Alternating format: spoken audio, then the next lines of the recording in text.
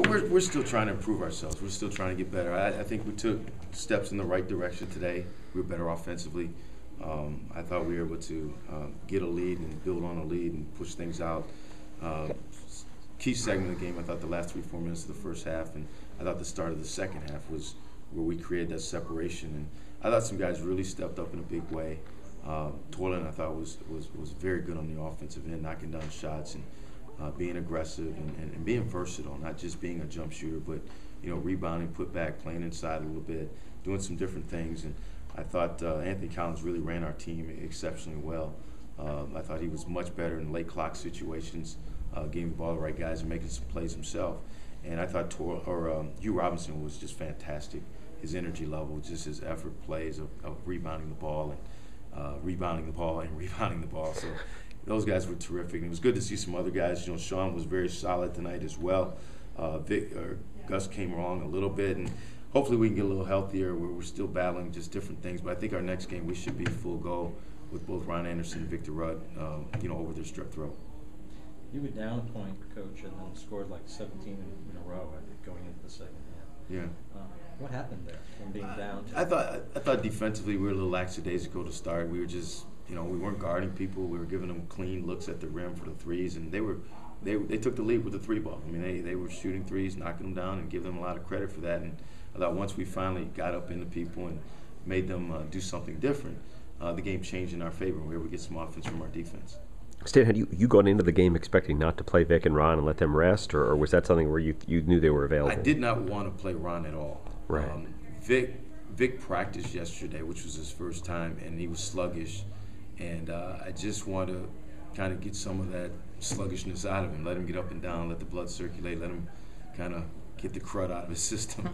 And he wasn't normal. I mean, he didn't play great tonight, but I thought at least he was able to get out there. And with Gus getting in some foul trouble, we needed somebody just to spell some minutes in the first half.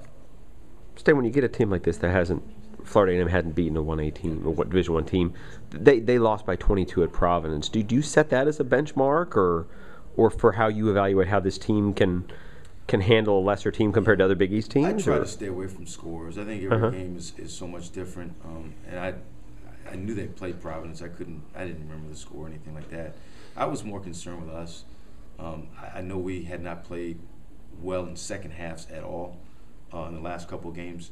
And so my focus was, play well. We didn't get off to the start I wanted, but we finished the first half well. But in the locker room at halftime, the second half was emphasized as how important it was to play 20 more minutes, play with energy, play together, and play hard. You've got 3 more games before the Big East season starts.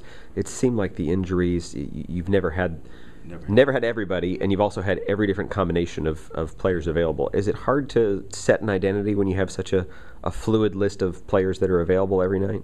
Oh, yeah, I'd much rather have it the other way. I'd much rather have, 8-9 man rotation, your starters set and go. But it just hasn't worked out that way, so we've had to make the best of, a difficult situation. And it still won't get ironed out for a while. I mean, we're looking at a guy who's a key player for us that started a lot of games in Juwan Zapola. And, he probably won't factor into, and I think really being ready.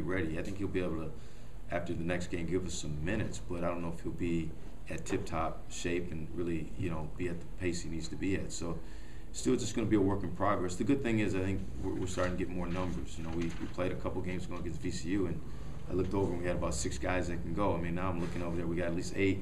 Pretty soon we'll have 10. Coach, I know his minutes had dropped off. I want to ask you about Levante Dougherty and his decision moving forward. He's a fantastic kid. I'm sorry that he's not going to continue with us. You hate to lose a good person, good student, good teammate, but I think he looked at the situation and just felt like it was in his best interest to find somewhere where he could play more and maybe play the role he wants to play. So we wish him well, and we certainly will help him any way we can to find a good spot for him. Without him available, do you have to transition Blake or play Anthony and Blake less at the same time and transition him more to a true starter backup point guard role to make sure you don't get? Yeah, I think I envision Anthony. I always have of kind of a 30-minute kind of guy, and there may be some games where it's more. And if there's games where there's less, that's fine too. But so if we could get about 10 out of Blake at the point, and maybe another 5 or so at the 2. But you got to remember too, it's going to be less minutes available at the 2 and the 3 when Jawanza comes back. So in some ways, it kind of just works its way out.